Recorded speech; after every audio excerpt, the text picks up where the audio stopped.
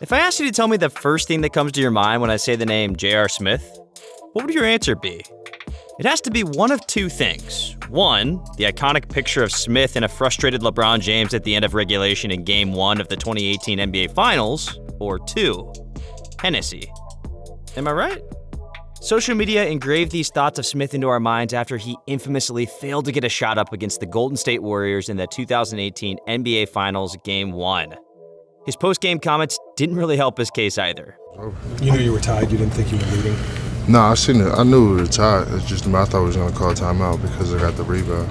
And while the past isn't yet forgotten, the 34-year-old NBA veteran has a chance to redeem himself with the Los Angeles Lakers as he's set to join them in Orlando for the remainder of the season.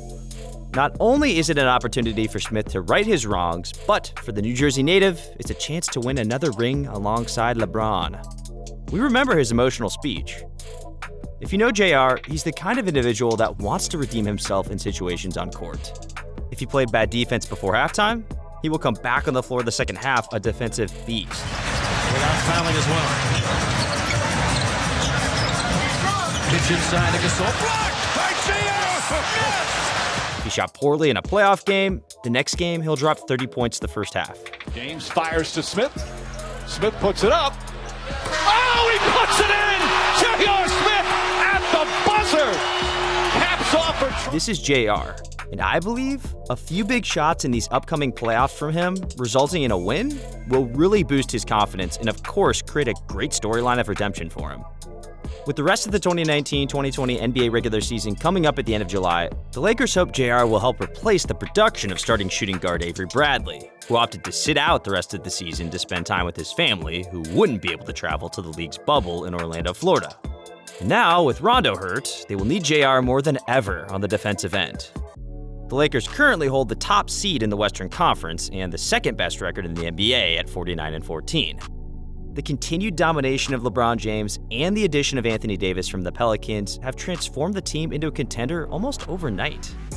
Other newcomers like Dwight Howard, Bradley, and Rajon Rondo have also contributed to the team's success this season. They'll have to overcome stiff competition in the West from similarly loaded teams like the LA Clippers, Houston Rockets, and Denver Nuggets. But the Lakers appear poised to bring home this year's title. Smith hasn't been on an NBA roster since 2018, when he played for the Cleveland Cavaliers alongside James and Kevin Love. He averaged 8.3 points and gave the team a nice spark off the bench that year, but his reputation took a serious hit in the NBA Finals because of the wrong move he made. The game went into overtime, and the Cavaliers ended up losing to the Warriors by 10, despite James's 51 points and almost near-perfect game. Smith has frequently faced criticism due to his strange behavior, like when he started untying his opponent's shoelaces, or when he walked off the court in the middle of the game to greet his friend Jason Terry, who was playing for the Milwaukee Bucks at the time. What play you talking about? In the first half, you ran off the court and hugged Jason Terry, and Snell got a layup because you were off the floor.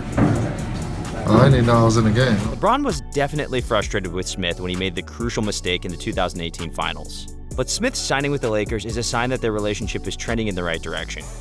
James has always had a say in the free agents his teams have targeted in the past, so there's a very good chance he advocated for Los Angeles to sign Smith. These are two that are good friends outside of the sport and have known each other since high school. During his time off, Smith experienced some mental health struggles, going into detail about the depression he felt, which lasted for much of the time he was away from the league. He described not wanting to play basketball or even play basketball video games due to his mental state at the time. However, it seems as though he's overcome that obstacle, as evidenced by videos of him working out that have surfaced around social media. It appears as though he's back in basketball shape and ready to contribute to the Lakers' championship run in whatever way he can. Regardless of the mistakes he's made in the past, Smith is still a very capable NBA shooting guard. He's played 16 years in the league, averaging 12.5 points per game and shooting 37% from three for his career. He won Sixth Man of the Year in 2013 with the New York Knicks, and earned his first and only ring with the Cavaliers in 2016, when he was part of the team that came back from a 3-1 deficit to take down the Warriors in the finals. Though he may no longer throw down flashy dunks or blow by defenders off the dribble, Smith is still a streaky three-point shooter who can change the course of a game when he gets hot from beyond the arc. His 2012-2013 campaign with the Knicks stands out as the best of his career, when he averaged 18.1 points, 5.3 rebounds, 2.7 assists, and 1.3 steals despite never starting a single one of the 80 games in which he appeared. The Lakers won't need that kind of production from him, but LeBron obviously still believes that his old friend can make a difference, or else he wouldn't have brought him back for a chance at another ring. Smith has reached the postseason 11 times in his career, and he's largely been able to maintain the same level of production when the stakes are higher. He averages 11.3 points per game in the playoffs and shoots 40% from the field and 37% from three, which are very solid numbers. Smith is even 9th in made three-pointers in the playoffs right now, and he could easily pass Kobe Bryant and Kevin Durant if Los Angeles gives him decent minutes this year. His playoff scoring average did dip below 9 points per game over his last 2 seasons in the league, but he'll have an opportunity to revitalize his production in 2020 thanks to the presence of great passers like LeBron James. However, even though Bradley won't be playing, the team is still bringing back shooting guards Danny Green, Alex Caruso, Kentavious Caldwell-Pope, and the newly signed Dion Waiters. Smith could struggle to earn minutes with so much competition at his position, especially considering the fact that Green, Caruso, and Pope have already played the entire season with the team. Waiters has also experienced some off-the-court issues recently and likely won't receive much playing time at all this year. Smith will have to take advantage of the minutes he's given to prove that he can still provide a boost for the Lakers' offense with his playoff experience. That's the one advantage he has over all the Lakers shooting guards, except for Danny Green. James has historically played well with teammates he considers friends, as evidenced by his time with Dwayne Wade in Miami and Kyrie Irving in Cleveland. However, his lone season with Wade in Cleveland proved that this strategy isn't foolproof when it comes to dominating the competition. James had another incredible season for the Cavaliers, but Wade's age caught up to him for the first time. He averaged just 11.2 points per game and shot only 33% from three.